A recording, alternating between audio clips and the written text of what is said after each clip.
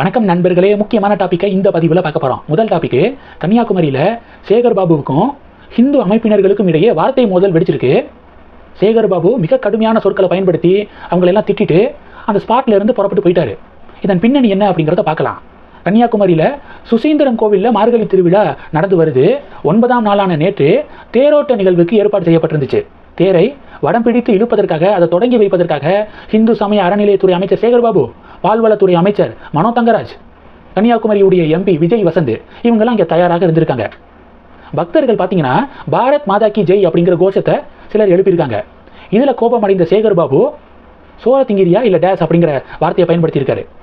இதில் மேலும் கோபம் அடைந்த பக்தர்கள் மேலும் மேலும் பாரத் மாதா கி ஜெய் அப்படிங்கிற கோஷத்தை எழுப்ப சேகர் பாபு அங்கேருந்து கிளம்பி புறப்பட்டு போயிருக்காரு. இந்த வீடியோ சோசியல் மீடியாவில் ட்ரெண்டிங்கு. மனோ தங்கராஜ் என்ன சொல்லியிருக்காருன்னா, அங்கே கூடி இருந்தவர்களில் ஒரு சிலர் பாரத் மாதா கி ஜெய், வீர சாவர்கர் ஜெய், வீர சிவாஜிக்கு ஜெய் அப்படிங்கிற கோஷம்லாம் எழுப்பியிருக்காங்க. சாவர்கருக்கும் கோவிலுக்கும் என்ன சம்பந்தம் அப்படின்னு மனோ தங்கராஜ் கேள்வி எழுப்பியிருக்காரு.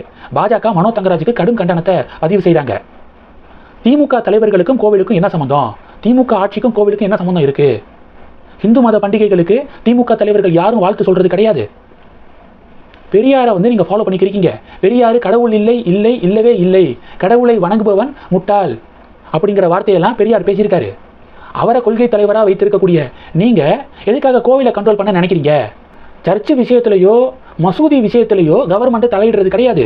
பிறகு கோவில் விஷயத்தில் மட்டும் எதுக்காக தலையிடுறீங்க அப்படின்னு சொல்லிட்டு பாஜகவினர், ஹிந்து அமைப்பினர் தொடர்ந்து கேள்விகளை எழுப்பிக்கிருக்காங்க. அதுவும் சேகர் பாபு அவர்கள் கோவிலுக்கு முன்பாக நின்று பக்தர்களை இது மாதிரி கொச்சையாக பேசுறது இது புதுசு கிடையாது.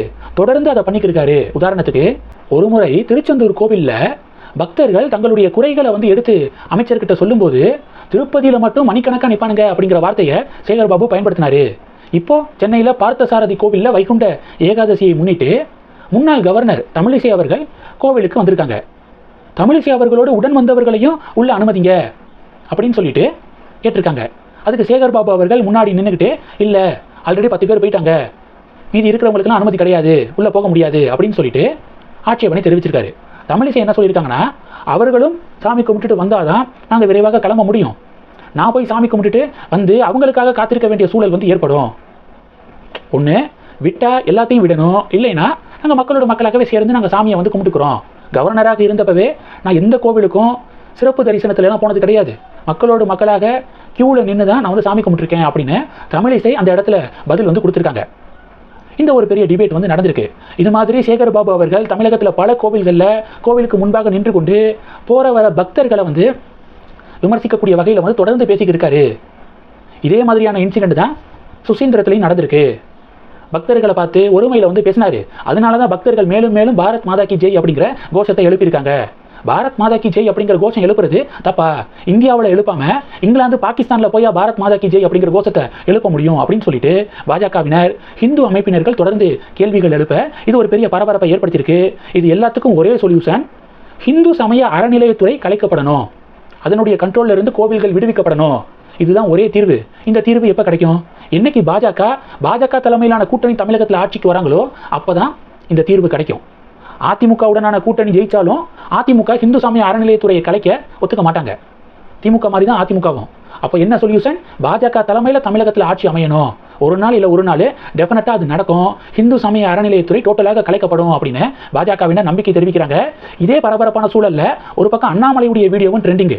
அண்ணாமலை வேலூரில் ஸ்ரீபுரம் ஸ்ரீ நாராயணி பீடம் சக்தி அம்மாவின் 50வது ஜெயந்தி விழாவை முன்னிட்டு ஜெய் ஸ்ரீராம் சேவா சங்கம் சார்பில் 6 அடி உயர வெள்ளி வேல் வழங்கக்கூடிய நிகழ்ச்சி நடந்திருக்கு. அண்ணாமலை தான் வெள்ளி வேலை வழங்கியிருக்காரு. வேலை வழங்குவதற்கு முன்பாக வேலூர் கோட்டை ஜலகேண்டேஸ்வரர் கோவிலில் வேலுக்கு சிறப்பு பூஜை நடத்தப்பட்டு கந்த சஷ்டி பாராயணம் நடந்து பிறகு வேலை சக்தி அம்மாவிடம் அண்ணாமலை தான் வழங்கியிருக்காரு. அந்த வீடியோவும் ஒரு பக்கம் ட்ரெண்டிங்கு. இதே நேரத்தில் இன்னொரு வீடியோவும் ட்ரெண்டிங்கு. அண்ணாமலை சபரிமலைக்கு மாலை போட்ட பாஜகவுடைய ஒரு நிர்வாகியை பார்க்குறாரு. பார்த்தோன்னே எப்போ மலைக்கு போகிறீங்க அப்படின்னு கேட்குறாரு. மகர விளக்கு சமயத்தில் மலைக்கு போகிறேனே அப்படின்னு அவர் பதில் கொடுத்த உடனேயே பாக்கெட்டில் இருந்து பணத்தை எடுத்து கொடுத்து உண்டியலில் போட்டுருங்க, சபரிமலை உண்டியலில் இந்த காணிக்கையை செலுத்திடுங்க அப்படின்னு சொல்லிட்டு உடனே அண்ணாமலை பண்ணுறாரு. இதெல்லாம் இயல்பாக வரக்கூடியது. கடவுள் நம்பிக்கை இருக்கக்கூடியவர்கள் தான் கோவில்களை நிர்வகிக்கணும். கடவுள் நம்பிக்கை இல்லாதவர்களுக்கு கோவிலில் என்ன வேலை அப்படின்னு சொல்லிட்டு திராவிடியன் ஸ்டாக்ஸை பாஜக கடுமையாக விமர்சனம் பண்ணுறாங்க இந்த வீடியோவை ஷேர் பண்ணி. இந்த டாப்பிக்கை பற்றி உங்களுடைய பார்வைகளை மறக்காமல் கமெண்ட் பண்ணுங்கள். தொடர்ந்து கணக்கில் இருங்க. அடுத்தடுத்து நிறையா பதிவுகளை பார்க்க போகிறோம். நன்றி. ஜெய் ஹிந்த்.